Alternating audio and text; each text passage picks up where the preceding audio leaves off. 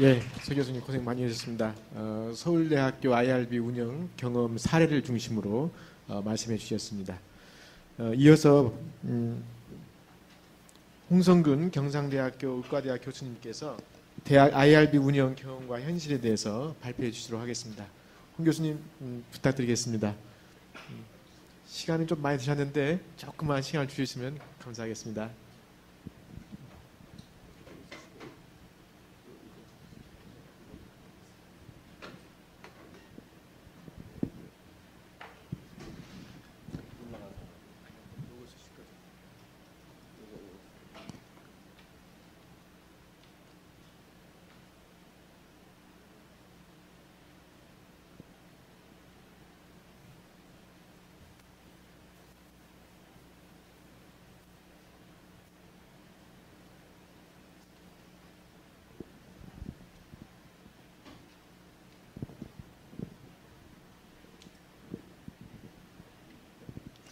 네, 늦은 시간까지 앉아 계시느라고 고생이 많으십니다. 가급적 빨리 끝내도록 노력하겠습니다. 저는 앞서 서울대학교의 경험 사례를 말씀을 드렸지만 저는 이제 경상대학교 경상남도 진주 소재입니다. 저 학교의 IRB 운영 사례와 그 현실에 대해서 말씀을 드리겠습니다. 저희는 5년 전부터 활동을 하기 시작했지만 진짜 본격적으로 시작한 건 약 4년 정도 남짓됩니다. 그러다 보니 신생의 어떻게 새로 생긴 입장에서 많은 시행착오를 겪었습니다. 그래서 그러한 시행착오가 혹시 지금 태동하고 있거나 혹은 초창기에 계셔서 고생하시는 여러분들과 또 그런 기관에 대해 여러 연구계획서를 의뢰하시는 여러분들을 위해서 조금 도움이 되지 않을까. 그리고 또 그러한 경험을 서로 나눌 수 있는 계기가 됐으면 좋겠습니다. 오늘 얘기할 것은 저희 학교 IRB를 잠깐 소개해드리고요. 그 다음에 지금 보편적으로 모든 대학이 갖고 있는 현실은 어떤 것이고 또 저희는 어떤 상태로 어떤 문제점이 나와 있는가를 이제 운영의 매니지먼트나 또 거기에 있는 멤버들 그리고 심의 과정에서 도출되는 문제들을 말씀을 드리고 그리고 이런 것에 따라서 어떤 제안이 어떤 도움이 있으면 좋을까 또 여러분들은 또 어떻게 생각하시는지 또 궁금합니다. 그 내용에 관해서 말씀을 드리겠습니다. 저희 IRB를 소개하기 전에 먼저 경상대학교 현황을 말씀을 드리면 지금으로부터 67년 전에 개교를 했습니다. 그리고 68년도 국립진주농과대학이라고 하는 타이틀로 국립대로 승격을 한 다음 그로부터 4년 후 72년도에 경상대학교로 개명을 했습니다. 관례상 경상남도에 있기 때문에 경남대학이라고 말을 붙여야 되는데 이미 70년도에 해인대학에서 마산대학을 거쳐서 경남대학이라고 하는 타이틀을 가지고 사립대학이 존재했습니다. 그래서 경상북도와 남도를 통칭하는 경상대학을 이름을 붙였는데 다행스럽게도 경북대학에서 뭐라고 말을 안 해서 아직까지도 경상대학을 쓰고 있습니다. 몇 년 전에 저희가 경남대학이라고 하는 타이틀을 가져오려고 재판에 좀 사법부에 의뢰를 했는데 선점 원칙에 의해서 이기진 못했습니다. 그래서 지금 경상대학으로 계속 쓰고 있는데 뭐 지금이야 다 알려진 상태인데 우리 대학이 너무 많아요. 어느 대학 가니까 경상대학이 있더라고요. 또 모 대학 가니까 또 경상대학이 있습니다. 자유지간 저희 대학이 브랜치가 좀 많은 게 자랑스럽습니다. 저희는 13개 단과대학이고요. 또 의학전문대학원이나 기타 특수대학원을 포함해서 10개 대학원으로 구성되어 있고 교원은 약 1280명 물론 404명의 시간 강사는 제외한 숫자입니다. 그리고 지육원 370명 그리고 학부생은 700명가량 대학원생은 약 3,000명 그래서 이런 25,000여 명의 그 학생과 교직원들이 주로 그 진주에 있는 가자동 메인 캠퍼스입니다. 그리고 메디컬 캠퍼스인 칠암 캠퍼스 그리고 해양과학대학의 통영 이 세 개 캠퍼스에 나누어서 배우고 가르치고 하고 있습니다. 저희 그 생명윤리 그 IRB는요 사실은 그 2010년도에 간호과 대학에 많은 교수님들이 요청을 했었습니다. 스스로 하실 수 있었는데 이제 아무래도 학교에 그 기구를 만들어 달라. 그래서 저희가 그런 것을 알고 2011년도부터 이제 심의를 했는데 그때 먼저 2010년도에는 2010년 9월 달에는 모 대학의 그 프로토콜을 가져와 가지고 그 서류나 SOP를 이용해서 돌려봤는데 좀 묘한 문제가 발생을 했습니다. 저희 같으면 해양과학대학이 존재하고 있고요. 또 예체능 계열의 대학이 없습니다. 사범대학 미술교육과 음악교육과 체육교육과 이런 사범대학에 소속되어 있는 예체능 계열이 있기 때문에 다른 대학마다 상황이 좀 달랐습니다. 그래서 저희는 2011년도 6월 달부터 SOP를 특별히 다시 만들 작업을 했습니다. 그래서 그 작업이 12월 달에 완성이 됐고 그때부터 본격적으로 이제 심의에 들어가기 시작했습니다. 당연히 이제 2013년도 새로운 그 생명윤리법이 발효가 되면서 모든 그 윤리 IRB에서는 독립성을 유지하기 위해서 산단 직원은 빼라 하는 그 지침에 의해서 그 연구지원처장인가요? 부처장이 당연직으로 들어와 있는데 그분들을 전부 다 명단 밖으로 킥아웃시키고 저희로만 이제 구성을 하게 되었습니다. 저 현재로는 뭐 외부 예비위원을 포함해서 9명으로 구성돼서 일을 하고 있습니다. 제가 특별히 이 SOP 개정 작업을 설명을 드리는데요. 저희는 왜 그랬냐면은 그 경상대학교고 또 저희는 진주를 와보신 분은 알겠지만 군소병원들이나 바이오 컴퍼니들이 많습니다. 그래서 저희가 어떤 식으로 그 IRB를 운영할 거냐라는 고민이 좀 있었습니다. 그 배경에는 병원 IRB도 그 원인이 됐는데요. 왜냐하면 병원 IRB에서는 그 병원 소속에 있는 겸임 교수, 그러니까 의과대학 교수분들이 PI로 있을 때에 한해서만 심사를 한다는 규정이 있었기 때문에 그 외 간호사들이라든지 다른 선생님들은 병원에서 이루어지는 것이라도 할 수가 없었습니다. 그렇기 때문에 그 나머지 그 집합 외에 있는 분들이 필요했었고요. 둘째, 기관이 작아가지고 그 IRB를 구성할 수 없는데 우리가 어떻게 도와줄 수 있을까? 즉 거점 대학으로서의 어떤 롤이 없을까 하는 것이 있었습니다. 또 하나는 우리가 지방에 있는 모든 여기에 있는 대학에 있는 교수님들이기 때문에 연구를 어떻게 하면 잘 하게 도와드릴 수 있을까? 그리고 돌아다니 보니까 IRB는 굉장히 그 많은 다툼이 있었습니다. 그래서 심의 과정을 투명하게 할 수 있을까? 이런 문제들을 갖다가 먼저 세운 다음에 여기에 맞춰서 이제 저희가 작업을 했습니다. 한 서너 달 작업을 하고 난 다음에 저희가 초판을 마련해 놓고 행정 체계나 그리고 질을 따지는 어떤 그 심의 체계를 이제 시뮬레이션을 돌렸습니다. 그래서 한 달 동안 돌려본 다음에 문제가 없다고 판단해서 운영 지침서를 만들고 그다음 세칙과 참고문을 각각 수록한 3권의 SOP를 마련했습니다.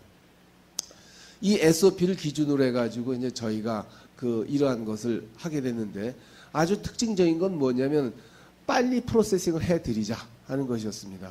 그래서 연구에 차질을 주지 말자. 그래서 최소한 2주는 넘기지 말자는 게 우리 암묵적인 얘기였습니다. 그래서 전문 행정 인력을 확보하는 상태에서 접수 단계에서 사전 검토를 하자. 사전 심의가 아닌 사전 검토를 해서 접수 넘버를 받기 전에 미비한 것은 자꾸 돌려서 완벽한 서류가 된 다음에 사전 심의에서 빨리 돌아가자 하는 게 있었고요. 그 계획은 뭐예요? 그 얘기는 바로 IRB 심의를 받기 시작하는 많은 분들에게 훈련을 시키는 목적이 있었습니다. 그 다음에 위원수를 멤버 수를 최소한으로 하자. 그래서 빨리 돌리자. 책임의식을. 그러자니 어떻게 해야 되냐. 인센티브를 주자. 그래서 국립대학인데 저희만 유일하게 심사비를 받습니다. 석사는 얼마, 박사는 얼마. 그렇게 받아가지고 그 자기의 귀중한 시간을 쪼개서 심사를 해주시는 분에 대한 답례를, 심사비를 지원하게 하는 그러한 방안으로 지금까지 끌어오고 있습니다. 그래서 검토 사항을 보면 이 책임 연구자가 접수하는 상태에서요. 요 단계에서 그 행정 그 전문 요원하고 그 다음에 우리 교수님들의 전문 요원들이 하드웨어적인 것, 즉 서류가 완비가 됐느냐, 완비가 되었더라도 그 내용상의 어떤 중요한 부분에 대해서 동의서라나 이런 부분을 제대로 지키고 있는가, 그런 것을 먼저 살펴본 다음에 확보가 안 되면 다시 반려를 시킵니다. 그래서 제대로 써와라. 그렇게 해가지고 들어오면 사전심의에 착수하게 되고, 사전심의에 들어오게 되면 바로 이제 전문위원께서 신속이냐 정규냐 심의냐 판단해가지고 돌리게 됩니다. 저희 멤버는 9분이라고 했는데요. 사실상 위원장은 의전원이만 해야 된다는 게 현재 그렇다는 뜻입니다. 그 다음에 부위원장 간호학과 계시고요. 요거는 관례상 그렇습니다. 그리고 위원장은 누가 해도 괜찮습니다. 그 다음에 전문간사는 이제 위원장이 임명하시는 한 분, 그리고 위원들은 이제 간호학, 생명학, 심리학, 교육학 등등등 이제 4분이 계시고요. 외부위원은 저희가 2분인데요. 한 분은 예비입니다. 그래서 외부에 계신 분이 못 오실 때에는 예비위원을 갖다가 이제 모셔서 정규심의에 꼭 뭐라고 그럴까요? 성립이 되도록 그렇게 하고 있습니다. 그 다음에 이제 산학협력단에서 행정간사, 행정요원이 들어와서 이제 일 처리를 해주고 계십니다. 심의 건수를 보게 되면 저희가 2011년도에는 아주 미미하게 출발을 했습니다. 그런데 2013년도에 사단이 한번 났죠. 그 다음부터 그 연구재단에서 갑자기 IRB 심의 요건을 하고 나니까 이제 발등에 불이 떨어졌는지 그 다음부터 불이 나게 올라갑니다. 그게 60편 정도가 됐고요. 올해는 이제 31편이고 지금 들어와 있고 심의 중인 걸 해보면 약 90편 가까이 됩니다. 91편인가 92편으로 예상을 하고 있습니다. 좀 전에 말씀드린 서울대학이 한 10분의 1 정도도 될까 말까 한 정도 같은데요. 어쨌든 매우 빠른 속도로 가고, 또 처음엔 압도적으로 간호 계열이나 보건 계열이 많았지만 점차 그것이 이제 사회과학 쪽으로도, 그러니까 이제 심리학, 교육학, 그 다음에 자연과학, 식품 영양 그런 쪽으로도 많이 되고, 올해는 아마 그 비율이 더 많이 간호 계열보다 그쪽 계열이 비간호 계열이 더 많아질 거라 생각이 됩니다. 요거는 어떻게 나눌까 하다가 이제 서유정 선생님이 분류한 기준이 있어서 우리도 거기에 따라가지고 이렇게 나눠서 개인 심리가 현재는 많고요. 그 다음에 과제 심의를 보면은요, 신속 심의를 가장 많이 하고 있습니다. 그 이유가 있습니다. 웬만한 건 취약한 피험자나 뭐가 있음에도 있는데 저희가 웬만하면 과감하게 신속 심의로 확대 해석을 합니다. 정규 심의를 하게 되면은 그만큼 선생님들 모이게 하는 시간이 걸리기 때문에 그 심의 처리가 늦어지게 되고, 취약한 피험자나 어쩔 수 없이 해야 되는 경우는 정규 심의를 하고 있습니다. 그러나 대부분 다양스럽게 신속 심의 요건을 그 이하를 갖추고 들어온 연구 과제가 대부분이어서 많은 종류 신속 심의를 해서 2주 이내에 처리해 드리고 있습니다. 그러나 정규 심의는 좀 엄격합니다. 정규 대면 심의를 하고요. 반드시 그 자리에 과제 신청자분을 초청을 해서 자리에 앉혀서 디펜스를 하게 만듭니다. 그런 다음에 이제 결론을 내리죠. 근데 SBR이라고 하는 건 이미 여러분이 많이 아시겠고 또 좀 전에도 말씀을 드렸지만은, 우리가 보통 그 사회행동 연구라고 하면은 어떤 사람의 태도나 믿음 그리고 생각이라든지 행동 같은 걸 다루는 그런 연구라고 폭넓게 정의할 수가 있겠습니다. 그러다 보니 방법조차도 이제 설문이나 인터뷰, 관찰하거나 또는 간단한 그 프로그램을 통해서 그 전후의 것을 이제 비교해 보는 게 대부분인데요. 이때 그러니까 바늘을 찔러서 아프게 하는 그런 것이 아니고, 어떤 물리적으로 그 손상을 입히는 그런 것도 아니고, 약을 먹는 그런 것도 아닌 다른 방법이라고 되겠습니다. 그런 방법을 통해서 자료 확보한다고 돼 있는 그런 연구인데요.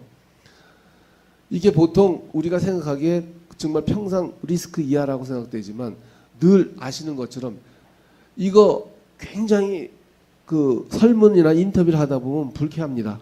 스트레스 받아요.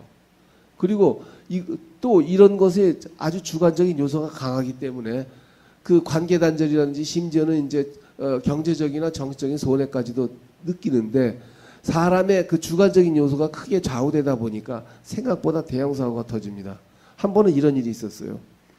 정신과에서 어떤 얘기가 그 설문이 올라왔는데 설문장이 한 200문항 가까워요.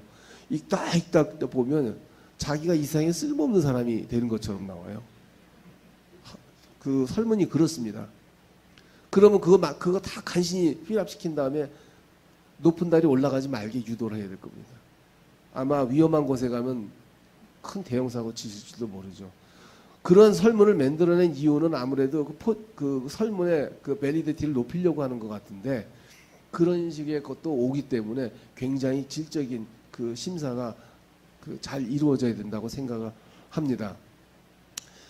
실제로 이러한 SBR을 대부분 다뤄야 되는 대학 ILB의 입장에서 보게 되면은 물론 바이오메디컬 쪽도 많이 올라옵니다. 그래서 대학 IRB는 두 개를 다 통과를 해야 되는데 그 SBR이 아무래도 압도적이죠. 문제는요, 대학이 그 인문사회계열부터 시작해서 예체능까지 망라한 그런 모든 학문 분야를 아우르는 곳입니다. 그러다 보니까 그 대표성을 인정을 해서 각 단과대학에 한 분씩 차출을 하거든요. 모이게 됩니다. 그렇기 때문에 사실은 이 여기에 대해서 교육받은 분들이라기보다는 각 기관, 대학의 대표성을 가진 분위기라서 전문성이 취약해질 수밖에 없습니다. 따라서 이 SBR 쪽에 심의하는 시각차가 현저할 수밖에 없죠.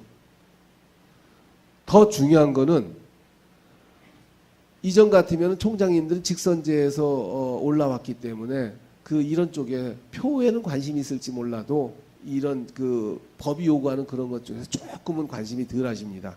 그러다 보니까 행정직원은 말할 것도 없고요. 대학 집행부는 국립대학이기 때문에 무관심이 더 심합니다. 그리고 저희가 산단 아래에 있기 때문에 행정적인 거나 재정적인 거나 종속될 수밖에 없어요. 그래서 그 독립성이 조금은 불안하다 이렇게 말씀을 드리겠습니다.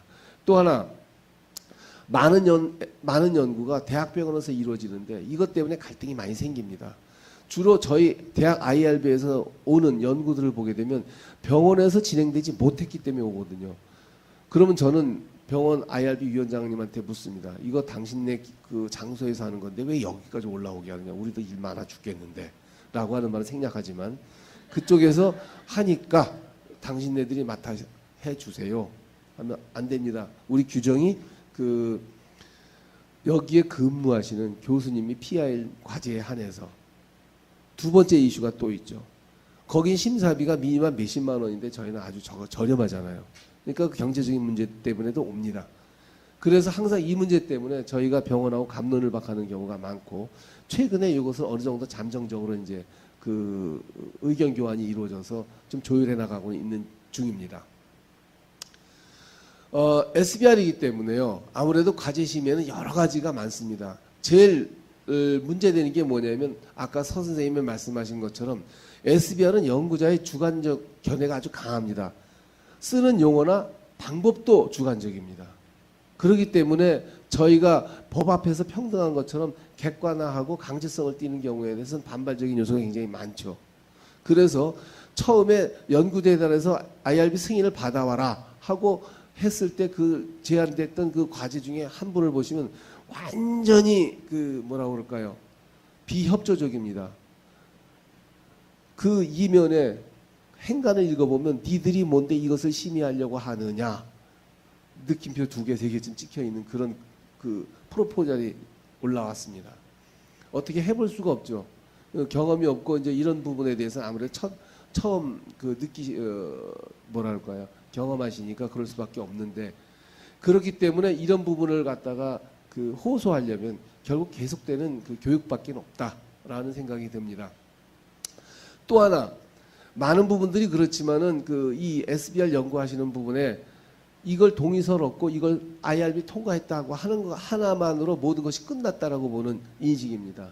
그래서 취약한 피험자를 포함하고 있는 경우에 이 IRB를 운영하시는 위원들께서는 피험자를 보호하는 측면에서 한 발 더 나가야 됩니다. 그러니까 연구자보다는 하나 더 넓게 생각하시는 그러한 자세가 필요하다. 또 하나, 개인정보보호법에만 충분히 그것만 다루면 생각하면 될 것이 엉뚱하게 계속해서 올라오는 경우도 있습니다. 즉 IRB 승인이 필요 없는 과제도 올라온다는 겁니다. 그럼 우리의 로드가 자꾸 크게 걸리거든요. 그런 문제가 또 있고, 그 다음에 이거는 좀 위원들의 전문성도 있지만 시각 차이가 있기 때문에 어떤 IRB 과제는 통과가 되고 어떤 거는 통과가 안 돼요. 그렇기 때문에 그 바라다 보는 사람은 누구는 누구랑 친하다더라. 그래서 해주고 누구는 저 사람은 나하고 원수지간이었기 때문에 아주 통과가 안 시킨 거다. 이렇게 감정 싸움으로 번지게 되기 때문에 이런 부분에 대해서도 우리가 알고는 가야 되겠다. 미리 고려는 해야 되겠다 하는 겁니다. 그래서 이제 저희가 몇 가지 문제점을 운영하다 보니까 이런 운영하는 문제, 위원들의 심의하는 문제, 과제의 문제, 다양한 문제로 이제 문제가 노출되고 있습니다. 그 첫 번째로 IRB 운영상 문제점을 보게 되면요. 대학원생들, 그러니까 많은 학생들이나 과제를 하시는 교수님들이 이걸 그 교육이 이루어져야 되는데 그게 부재합니다. 그래서 그 우리가 어떻게 이 IRB 심의를 받으면 어떻게 능숙하게 잘 됩니다라고 말씀을 드릴 수 있는데 그런 기회가 대학원조차도 관심이 없는 겁니다. 그래서 웬만하면 대학원에 부탁을 해서 정규 프로그램화 시키는 것이 중요하다. 둘째로 이렇게 윤리 포럼이라든지 또는 그 어떤 과제가 국가에서 주어지는 과제가 순회 교육이 있다 그러면 그것 또한 적극적으로 조치를 해서 활용해 볼 만한데 이거 역시 그 대학 집행부의 그 어떤 적극적인 자세가 필요로 합니다. 그 다음에 역시 돈 문제가 그리고 인력 문제가 따라오겠죠. 그 다음에 이제 회계 처리가 문제가 되는데 산단 휘하에서 보면은 국립대학의 경우에는 회계 처리가 기성예비, 지금은 저 기성예비법이 있으니까 우리 자체가 어떻게 회계 처리할 수 있는 게 굉장히 부족하고 직원들이 그 돈 처리하는 걸 굉장히 싫어하게 합니다. 공무원이기 때문에 그거 안 해도 월급은 나오는 데다가 또 그걸 잘못 건드리면 좀 이상하거든요. 감사를 받게 되기 때문에 웬만하면 싫어합니다. 그래서 회계 처리 어떤 문제점이 있는데 산학협력단에서 과제를 받아가지고 내주는데 영수증 발행도 자기가 해요. 돈도 자기가 띄고 이런 이중적인 모순이 있기 때문에 좀 어려움이 있어서 이런 부분도 이제 잘 해야 될 것 같고요. 그 다음에 접수부터 시작해서 승인 나고 다시 이제 그 종료 그러니까 끝났다고 하는 그 보고에 이룰 때까지 그 과제 일련의 행정 과제들이 전부 다 컴퓨터화 돼가지고 딱딱 자동 처리됐으면 좋겠는데 그런 게 이제 지금 현재로서는 있는 데도 있고 없는 데도 있고 대부분 아마 없을 겁니다. 그래서 기억에 의해서 처리하고 있는 것 때문에 그 구멍이 생길 수가 있겠죠. 그 다음에 위원회 문제점을 보게 되면은 가장 그것이 뭐냐 이 객관성이 결여되는 겁니다. 두 번째로 위원들이 그 계속 좀 하시다 보면 처음에 의욕적으로 하시다가 나중에 매너리즘에 빠집니다. 그러다 보니까 스킵해요. 이건 그거 하고 넘어갑니다. 근데 잘 읽어보면 거기에 문제점들이 있죠. 그래서 이것은 적절하게 보상을 해드려서 모든 그 적극적인 자세를 임하게 해드려야 될 것 같고 그 다음에 현실인데요. 선배 교수가 야 이거 좀 잘 좀 처리해 주라 그럽니다. 또는 과에서 노 교수가 부탁이 옵니다. 이것 좀 잘 좀 처리해 주시게. 그러면 어쩔 수 없이 정서적인 이끌림이 있겠죠.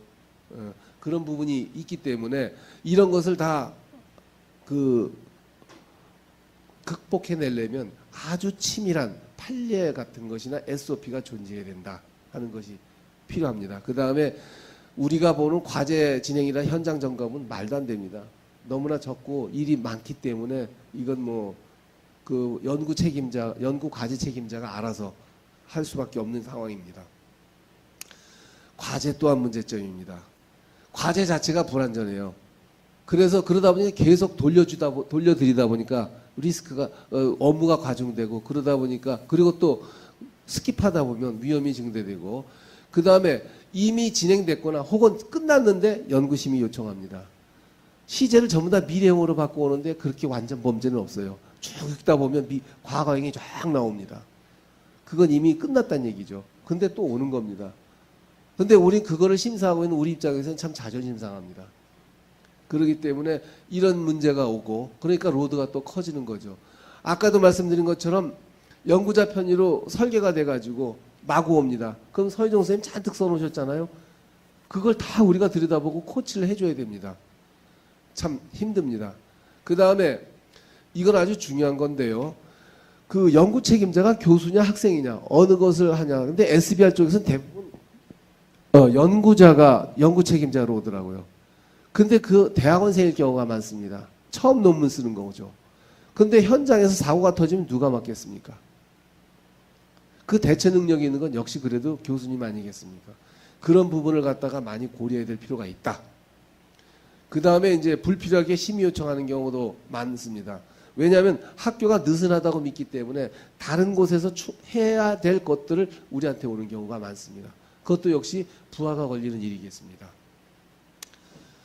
타기관과의 문제점 역시 마찬가지긴 했는데 이 문제가 가장 중요합니다. 여러 대학에서 동시에 이루어지는 그러한 과제입니다. 근데 어느 IRB는 오케이 되고 우리 IRB는 노 됩니다. 그러면 그거 갖고 악유가 일어나죠. 그래서 이런 부분에 대한 것도 물론 지금 현행 상태에서는 그 누구를 블레임할 수 있는 장치는 없습니다. 주관적이고 다분히 그 기관에서 이루어지는 일들이기 때문에 그걸 존중해 드려야죠. 그래서 이러한 비동기적인 문제가 많이 발생을 하기 때문에 이런 걸 어떻게 컨트롤할 거냐 하는 그런 문제도 발생을 하게 됩니다. 그래서 저는 두 가지로 나눠서 제안을 해보고자 합니다. 하나는 대내적인 겁니다.